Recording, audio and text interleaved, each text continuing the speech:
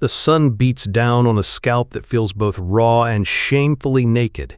It's a cruelty I hadn't considered, this heat on my newly shorn head. They had used sheep shears, the metal cold and indifferent against my skin, as my hair, my one small vanity, fell to the dusty floor of the chapel meeting room. Now there is nothing between me and the judgment of God, or at least the judgment of Stone Creek, which the townsfolk seem to think is one and the same. I am the shorn lamb, and trailing behind me is my flock of 7 sparrows. My eldest, Gideon, walks just behind my right shoulder. At 13, he has already assumed the weight of a man, his gaze sweeping across the shuttered windows and closed doors, a silent, futile challenge to the eyes I know are watching. His hands are clenched into fists, the knuckles white. He is my warrior, my hewer of wood and stone, and this humiliation is a blade twisting in his own gut. Behind him, the others follow, a ragged line of scuffed shoes and downcast faces, a testament to the sin their mother has supposedly committed. My sin was not of the flesh but of circumstance. My husband Micah drew his last breath 3 weeks ago, leaving me a widow.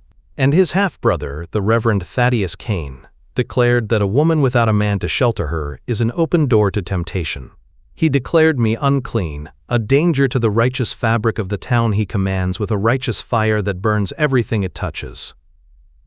I keep my spine straight, a rod of iron against the silent chorus of condemnation.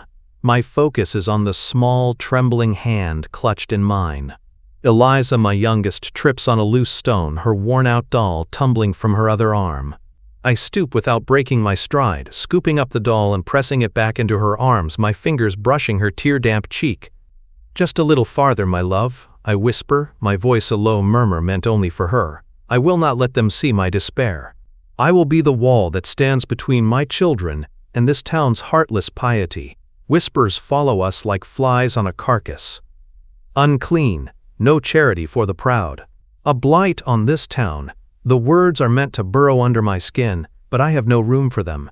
My mind is filled only with the feel of 7 small souls tethered to mine, their survival, a desperate prayer in my heart. We reach the Mercantile, the last outpost of civilization before the desert swallows the road. A sliver of hope, foolish and thin, had suggested old Mr. Abernathy might show a flicker of compassion. He'd known Micah since he was a boy.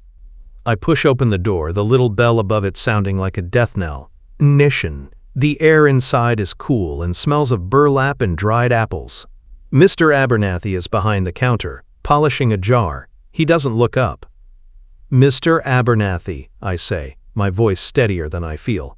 "Just a little water. For the children. I have no coin, but I can work." "No charity here, Abigail," he says, his voice flat. He still doesn't meet my eyes, focusing instead on a smudge on the glass. The Reverend was clear. The town provides for its own. You are no longer one of us. The words hang in the air, thick and suffocating. Pride is a poor substitute for water, but it is the only bread I have left to feed my dignity. I nod once, a sharp, bird-like motion, and turn my back on the cool, dark store. I gather my children from the porch, their thirsty eyes fixed on my face. "We don't need their water," I say, meeting Gideon's furious gaze with a look that commands his trust. "We will find our own." With the last of my strength, I turn my flock east. We walk past the town sign, its painted letters, Stone Creek, peeling like sunburnt skin. The dust of the main street gives way to the deep, red earth of the open desert. There is no path here, only a bleached bone sky and a horizon that shimmers with heat. I do not look back. Behind us lies a slow death by 1,000 cuts of judgment and hypocrisy. Ahead lies the mercy of a quick end, or the miracle of a new beginning. As the sun begins its descent, casting our long, weary shadows before us, I whisper a promise to the 7 sparrows who follow me into the merciless unknown. I will not fail you. I will be your rock and your shelter, or I will be the earth that covers you. The world had shrunk to the burning disk of the sun and the rasp of my own breathing. My promise to be their rock, their shelter, was turning to dust in my mouth. Each step was a fresh agony, my bare scalp blistering, my tongue a dry, swollen stone against my teeth. The desert offered no shade, no mercy, only a vast, shimmering emptiness that mirrored the one growing inside me. It was Eliza's whimper that finally broke me. She stumbled again, too weak to even cry properly, a thin, pitiful sound that sliced through my resolve. I looked at my children, my 7 sparrows, their faces smudged with dirt and streaked with the salt of tears they no longer had the moisture to shed. Gideon's shoulders slumped, his warrior's stance melting under the oppressive heat. They were wilting before my eyes, and my strength, the last wellspring I possessed, had run dry. My knees gave way. I sank into the hot, red earth, the fight draining out of me in a single shuddering sigh. I had led them here to die. The thought was a cold certainty in the furnace of the afternoon. I pulled Eliza onto my lap, her small body limp, and closed my eyes, waiting for the end. "Ma," Gideon's voice was a cracked whisper. "Someone's coming." My eyes fluttered open. He was on his feet again, wavering, but resolute, planting himself between me and a dark shape materializing from the heat haze on the horizon. It was a lone rider, moving at a steady pace, growing larger, more defined with every passing second. A man on a dark horse. Fear, sharp and primal, lanced through my exhaustion. A lone man in the desert was rarely a savior. He stopped a dozen yards away, the dust settling around his horse's hooves. He was broad-shouldered and wore a wide-brimmed hat that shadowed his face. He watched us for a long moment, taking in the scene, a woman with a shorn head and 7 children huddled in the dirt. I expected a sneer, a cruel word, or for him to simply ride on by. Instead, he dismounted with a quiet, fluid grace. He moved slowly, deliberately, his hands in plain sight. "Easy, son," he said, his voice low and calm, directed at Gideon's defiant posture. "I'm not a threat." He unhooked a canteen from his saddle. The sound of the sloshing water was the most beautiful music I had ever heard. He walked toward us, stopping a few feet away, and held it out. Not to me, but to Gideon. A gesture of respect for the boy who was trying so hard to be a man. Gideon glanced at me, his eyes asking a question I couldn't answer. I gave a slight, jerky nod. He took the flask, his hands trembling, and drank. Then, without a word, he passed it to me. I poured a little onto my fingers and moistened Eliza's lips before taking a sip myself. It was life. It was a miracle. The water passed from child to child, each one drinking like a starving animal until the canteen was empty. The man watched us, his expression unreadable in the shadow of his hat. When we were done, he finally spoke to me. The preacher in Stone Creek has a long shadow and a short memory for grace. His words were not a question but a statement of fact. He wasn't prying for the ugly details of my humiliation. He understood its source. The relief was so profound it almost brought me to tears. "I have a ranch a few miles west of here," he continued, his tone even and practical. "There's a well, food, and a solid roof. More than you'll find walking east." He gestured with his chin toward a low-slung wagon I hadn't noticed before, tucked behind a rise a short distance away. "I can take you there." I looked at his weathered face, the lines around his eyes speaking of sun and sorrow, not cruelty. I looked at my children, their lives hanging by the thread of this stranger's kindness. Suspicion was a luxury I could no longer afford.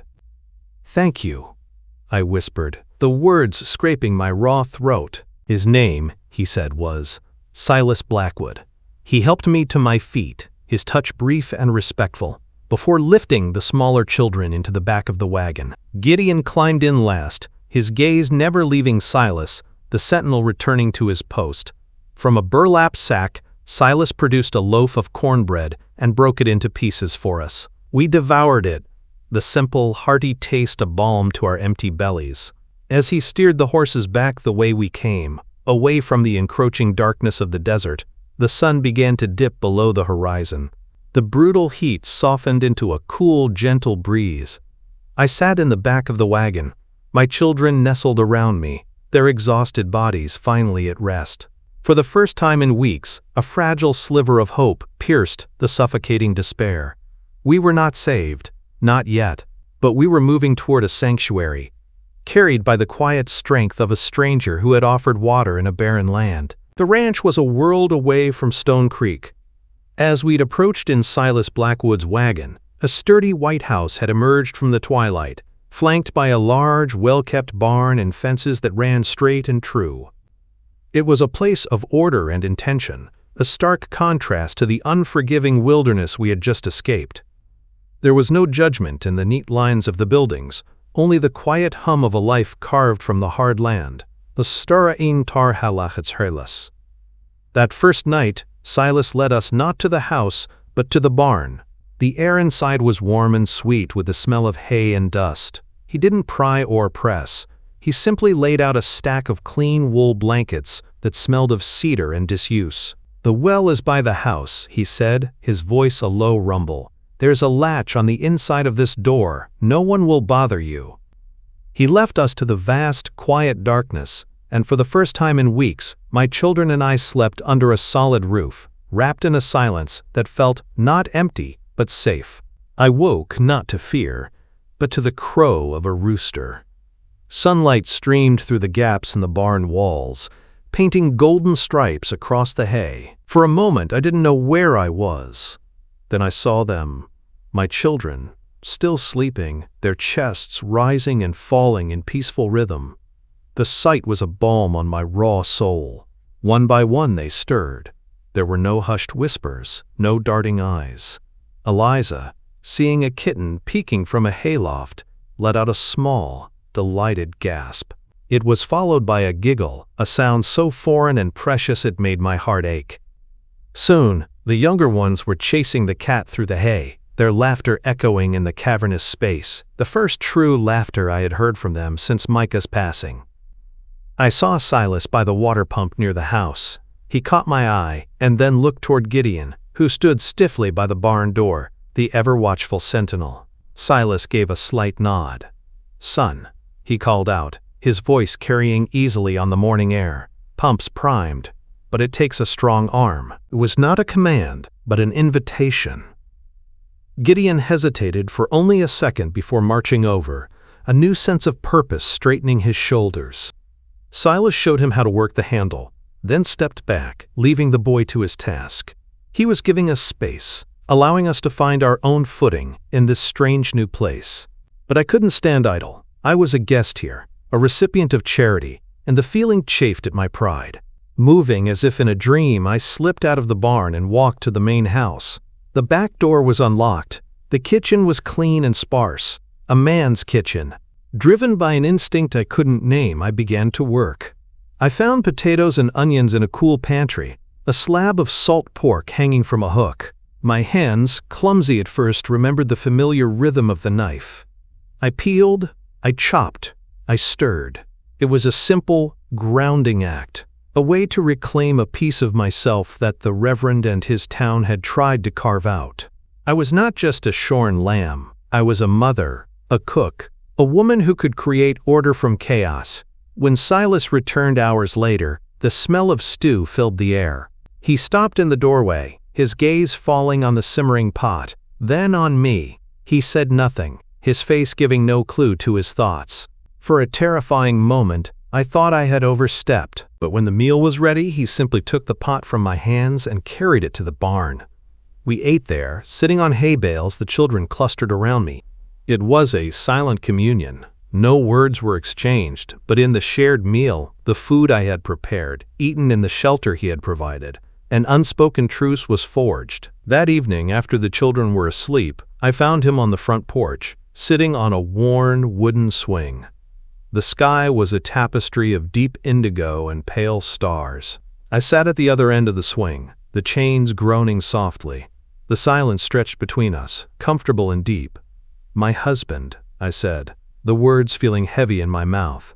His name was Micah. Silas looked out at the dark expanse of his land. A long moment passed. "My wife," he said, his voice thick with a grief that time had clearly not erased. "Her name was Clara." He offered no more, and I did not ask.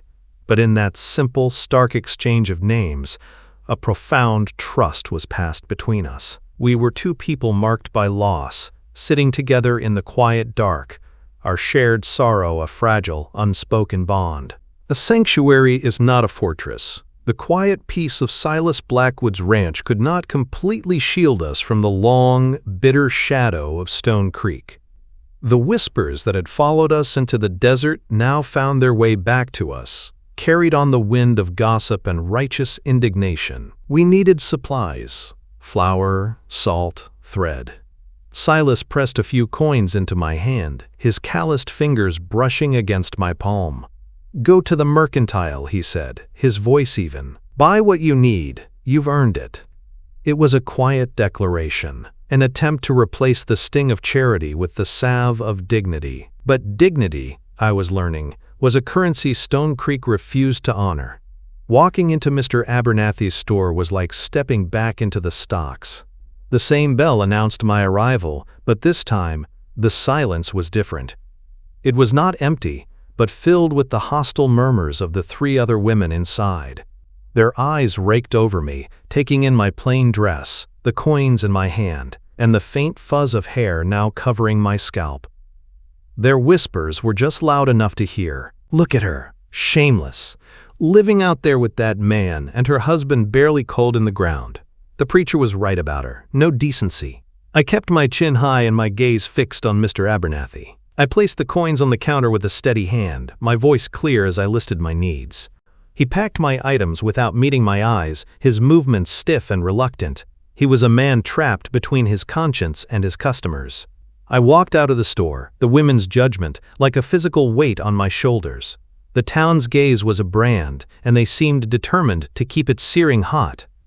The weight of our family's honor did not fall on me alone. A few days later, Gideon returned from a trip to the creek, his lips split and a dark bruise forming under his eye. He marched past me into the barn, his face a thunderous mask of shame and fury, too. I followed him, my heart clenching. "Gideon, what happened?" He wouldn't look at me, focusing instead on scrubbing his bloody knuckles at the wash basin. "Town boys," he muttered, his voice tight. "They were saying things about you. About Mr. Blackwood. He had fought for me. My brave, foolish son had taken on the town's venom with his fists, and it had marked him." I knelt beside him, dabbing his cut lip with a wet cloth. The weight of his burden felt heavier than any blow he could have received. He was carrying my shame as his own. When Silas saw Gideon's face that evening, his jaw tightened. He didn't ask for names or details. He simply placed a firm hand on Gideon's shoulder, man to boy. "You did what you thought you had to do," he said, his voice a low growl. He didn't praise the violence, but he understood the impulse behind it. He looked from Gideon's bruised face to the vast expanse of his land. "This is your ground now, son. All of you. Tie yourself to it. Let their words blow away like dust." It was a declaration of allegiance, a drawing of a new battle line. He would not march into town seeking revenge, for that was Stone Creek's way. His protection was quieter, deeper. He was offering my son not just a home, but a place to stand, a foundation to build upon. Hakawaher. Something in Silas's quiet defiance, or perhaps in my own stubborn survival, must have stirred a different kind of whisper in town. A few mornings later, I found a small sack of cornmeal left by the main gate. The next day, a bar of lye soap appeared. Then, a basket of tart, green apples. There was never a note, never a sign of who left them. They were small, anonymous offerings, gestures of guilt, perhaps, or a hesitant compassion that didn't dare show its face in the light of day. It wasn't forgiveness, and it wasn't acceptance, but it was a crack in the town's stone heart, a sign that the tide of cruelty, however slowly, might just be starting to turn. The space between Silas and me was measured, not in words but in small, quiet gestures. One morning, I found it sitting on the porch railing where I often left my mending basket. A comb. It was carved from cherry wood, warm and smooth to the touch, its teeth perfectly spaced. It was a simple, beautiful thing. My hair was still little more than a dark fuzz across my scalp, but the comb wasn't for the woman I was now. It was a promise for the woman I might one day become again. I ran my thumb over the polished wood, a blush rising to my cheeks. It was the most intimate gift I had ever received, a silent acknowledgement that he saw not just the shorn, shamed widow, but someone with a future, someone whose dignity was worth tending to. Our lives began to weave together in the gentle rhythm of domesticity. The children, now comfortable in their sanctuary, needed tending. Eliza's hair had grown into a wild, tangled mess that caught burrs and twigs. I sat her on a stool by the barn door, scissors in hand, but she squirmed and protested, and my clumsy attempts only made it worse. "She looks like a startled chickadee," Silas said, his voice laced with a gentle amusement. He had been mending a harness nearby, and I hadn't realized he was watching. He wiped his hands on a rag and came over. "Mind if I try?" I surrendered the scissors, surprised. His hands, which I knew to be strong and calloused from wrestling with fences and livestock, were impossibly patient. He knelt before Eliza, his large frame seeming to shrink to her size. "Now, Miss Eliza," he murmured, "let's see if we can't make you look like a proper lady." He spoke to her about the kittens in the hayloft, his voice a low, soothing rumble, and his fingers moved with a practiced, confident skill. The snip of the scissors was soft and even. In minutes, he had shaped her unruly hair into a neat, perfect line just above her shoulders.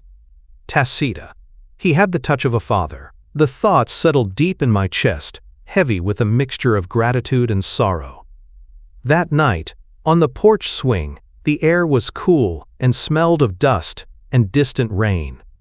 The silence was our usual companion, but this time it was filled with my unspoken question. "Where did you learn to cut hair like that?" I finally asked, my voice soft in the darkness. "Ah." He stopped the gentle rocking of the swing. For a long moment he said nothing, his profile a stark silhouette against the starry sky. When he spoke, his voice was rough with an old, unhealed grief. "Clara, my wife, her hair was like a river of dark silk, down to her waist."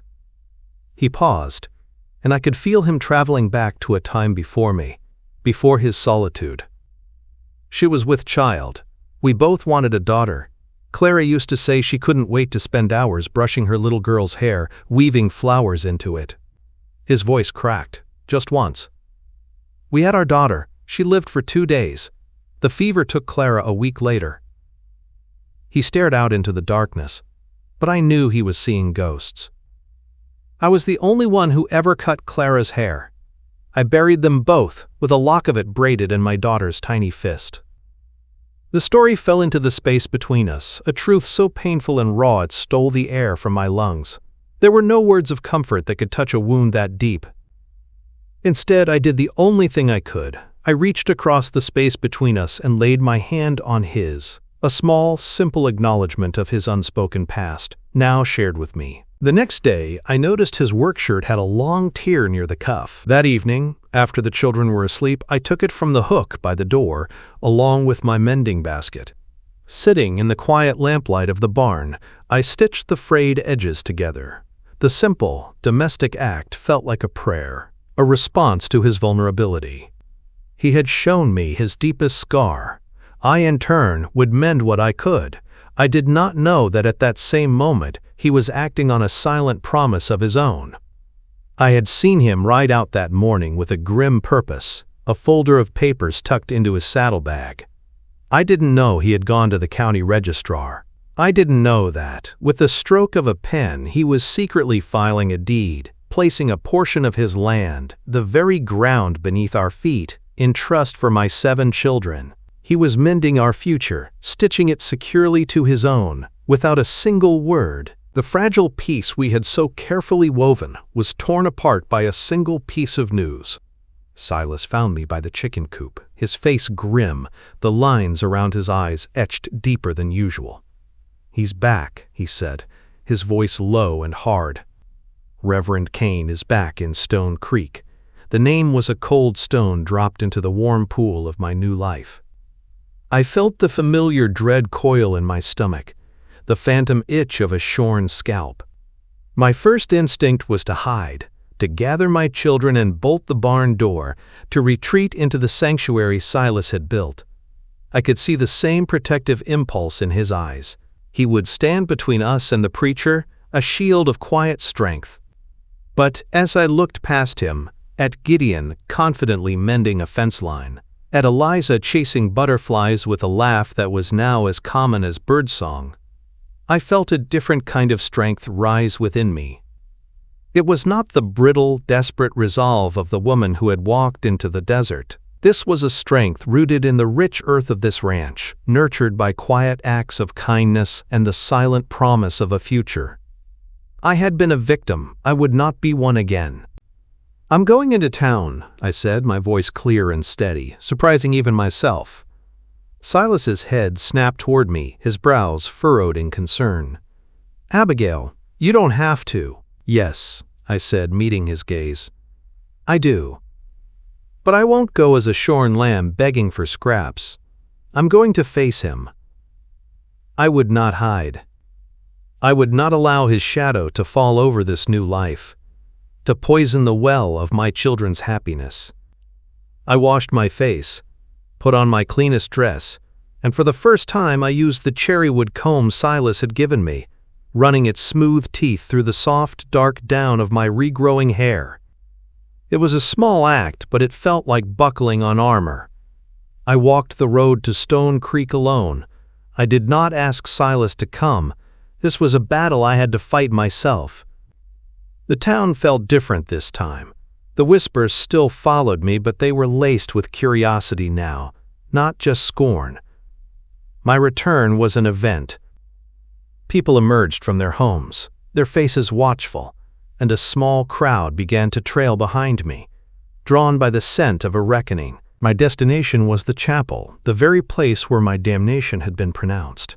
I pushed open the heavy doors and walked down the center aisle. Reverend Thaddeus Kane stood at the pulpit, his back to me, but he must have felt the shift in the room. He turned, and his face, a mask of pious certainty, hardened when he saw me.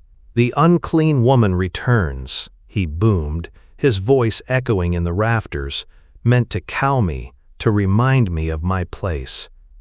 "Have you come to flaunt your sin before this congregation?" I stopped directly before him, the gathered townspeople pressing in at the chapel doors, their faces a pale sea of judgment and intrigue. "I have come to speak the truth, Reverend," I said, my voice not loud, but carrying with a clarity that cut through his sanctimony. He opened his mouth to rebuke me, but I did not give him the chance. I turned my gaze from him to the faces in the crowd. "Mr. Abernathy," the women from the mercantile, the families who had shuttered their windows against my pain. "3 months ago, you watched as this man, my husband's own kin, declared me a blight," I began. "You watched as he sheared my hair and cast me and my 7 children out with nothing. You offered no water, no bread, no kindness. You wrapped yourselves in his righteousness and called it faith." My voice did not tremble. It was fueled by the memory of my children's thirst and the cool miracle of Silas's canteen. "You preach of charity, Reverend, but you showed none. You speak of grace, but you practice only cruelty. You left us for the desert to burn away your discomfort. But we did not burn, we survived." I looked past him, through the chapel window toward the west. "We were saved by a good man, a man who offered water to a stranger, shelter to the homeless. A man who understands that God's work is done not in pronouncements from a pulpit, but in the quiet tending of a fellow soul." I turned back to Cain, his face mottled with rage. My sin was not being unclean. My sin, in your eyes, was surviving without you. My sin was refusing to break. A profound silence filled the chapel. The crowd's gaze had shifted.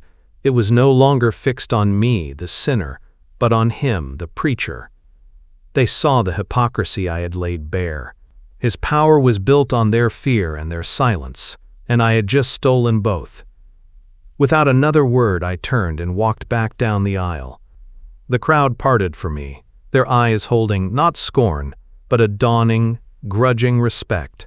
I walked out of the chapel and into the bright sunlight, my head held high, my dignity not just restored, but forged anew in the fire of my own voice. The sunlight felt like a benediction on my face as I stepped out of the chapel. The air was crisp and clean, scrubbed free of the building's stale piety. My heart was hammering, but my hands were steady. I had walked into the lion's den and emerged not only unharmed, but whole. Leaning against the fence post across the street, as if he had been casually waiting for me all along, was Silas. His arms were crossed over his chest, his hat tipped low, but I could see the quiet relief in his eyes. He hadn't followed me to interfere, he had followed to bear witness. To be there if I fell. His silent presence was a testament more powerful than any cheer or applause. He simply pushed off the fence, and we walked back toward the ranch together, the space between us filled with a profound, unspoken understanding. We didn't need to speak of my victory. We were living in its quiet, sunlit aftermath. The next morning, the preacher made his final, desperate move. News of it reached us through a breathless neighbor boy who had ridden out to the ranch. Reverend Cain, his authority shattered in the chapel, had turned to the law of man to exact his revenge. He had gone to the county registrar's office, claiming that as Micah's only male relative in the territory, he was the legal guardian of my children, and therefore the rightful trustee of any property they might possess, a clear move to seize the land Silas had given us shelter on. He sought to own us by ink and paper, since he could no longer own us by fear. Silas and I rode to the courthouse. We didn't hurry. There was a calm certainty in Silas's demeanor that settled my own nerves. We arrived to find Cain holding forth in front of the registrar's counter, his voice ringing with legalistic jargon and scripture twisted to his purpose. A small crowd had gathered, eager for the next act in this town drama. The registrar, a balding man named Mr. Hemlock with spectacles perched on his nose, listened patiently until the preacher had finished his tirade. Then he methodically licked his thumb, leafed through a large ledger, and pulled out a single sheet of paper. "Well, Reverend," Mr. Hemlock said, his voice dry as dust, "that's a compelling argument, but it appears you're a little late." He turned the ledger around for all to see. "Mr. Silas Blackwood filed a deed a month ago. A portion of his western acreage, including the barn and the well, is held in trust. Not for the widow," he added, peering at Cain over his spectacles, "but deeded directly to the children, Gideon, Elias, Samuel, Thomas, Benjamin, Anna, and Eliza. The document is ironclad, their property, their future." The crowd murmured. The reveal was a public masterstroke, a move of quiet foresight that had checkmated the preacher before he even knew they were playing a game. Reverend Cain's face went from red to a sickly pale white. He had been exposed not just as a hypocrite but as a fool. Utterly defeated, stripped of his moral and now legal authority, he turned without a word and stormed out of the courthouse. The sound of his horse galloping furiously out of Stone Creek was the last we ever heard of him. That evening the air at the ranch felt different, lighter. The shadow that had loomed for so long had finally, definitively passed. After the children were asleep, I retrieved the small, velvet-lined box I had kept hidden in my meager belongings. Inside was a simple gold ring, a delicate band of twisted vines. I had found it weeks ago, tucked away in a drawer in the kitchen. I knew instinctively it had been Clara's. I walked out to the porch where Silas sat. I didn't say a word. I simply opened the box and placed it on the small table between us. It wasn't a proposal. It wasn't an acceptance of something unasked. It was an offering, a recognition of all the unspoken things that had passed between us. It was an opening for a new kind of vow. He looked from the ring to my face, his expression soft in the lamplight. "This is not about charity, Abigail," he said, his voice quiet but firm. "And it's not about ownership. This is about building something together, a partnership." I nodded, my heart full. "As equals," I said. He reached out, not for the ring, but for my hand, his fingers lacing through mine. It was a pact, sealed not by a priest or a judge, but by shared sorrow, mutual respect, and the promise of a future we would now forge as one. That night the sky broke open. A storm, which had been a distant promise on the horizon for days, finally rolled in, unleashing a torrent of cleansing rain. It hammered on the roof of the house, streamed in rivulets down the dusty window panes, and washed the last of Stone Creek's bitterness from the air. I stood on the porch with Silas, the cool spray misting our faces, and watched as the parched red earth drank its fill. It felt like a baptism for the land, and for us. The next morning, the world was reborn. The air was sharp and clean, carrying the scent of wet soil and sage. The dust was gone, replaced by a deep, dark mud that clung to our boots and promised new life. It was a day for planting. We worked as a family, a unit forged not by blood, but by trial and tenderness. Silas showed Gideon how to properly turn the soil in a new patch of ground near the house, a plot he declared was now mine to tend. The boys, who had once trailed me like a flock of frightened birds, now worked with a joyful clamor, their hands and faces smeared with mud, their laughter echoing across the damp fields. Gideon worked alongside Silas, no longer a boy standing sentinel but a young man learning to be a builder, his movements mirroring the quiet confidence of the man beside him. I knelt in the dirt, pressing seeds into the damp earth, my daughters Anna and Eliza beside me. Eliza, with the solemn focus of a child given a great responsibility, carefully placed a bean seed into each hole I made. "So it can grow big, Mama?" she asked, her eyes wide with wonder. "Yes, my love," I said, smoothing the earth over the seed, "so it can grow strong." Later that afternoon, as we were washing the mud from our hands at the pump, Silas walked over from the house, the county registrar's deed in his hand. It was the document that had secured our freedom, the paper that had severed the last of Reverend Cain's bitter ties. I expected him to give it to me, a formal presentation of our new reality. On times, instead, he held it up for all the children to see. "This paper says this land belongs to you," he said, his voice carrying in the clear air. He looked at each of them, from Gideon down to Eliza. Then, with a slow, deliberate motion, he tore the deed in half, and then in half again, letting the pieces fall like confetti to the muddy ground. "Icha." The children gasped. I stared, my heart catching in my throat. "We don't need lines on a piece of paper to tell us what is ours," Silas declared, his gaze finding mine. "Our foundation isn't ink, it's this." He stomped his boot on the rich, wet earth. "It's the work of our hands and the trust in our hearts. This land is yours because you are a part of it, and it is a part of you. No document can give you that, and no one can ever take it away."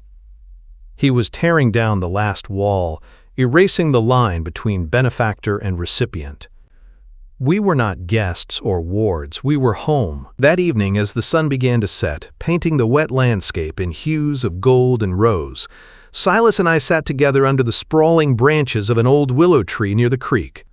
The air was filled with the happy shouts of the children playing in the distance and the sweet, clean scent of rain on the earth. My shoulder brushed against his, a simple, comfortable touch that spoke of 1,000 shared moments and a future of 1,000 more. Clara's ring remained in its box inside the house. There was no hurry. Our vows had already been made, in a shared meal in a dusty barn, in the quiet mending of a shirt, in the defiant stand in a crowded chapel, and in the torn pieces of a deed scattered in the mud. I looked out at the garden we had planted, at the dark, promising soil where tiny seeds now lay waiting. It was not an ending, this quiet moment. It was the peaceful, promising middle of our story. We were a new family, a strange and beautiful crop, rooted in the red earth, watching together as what we had sown began, finally, to grow.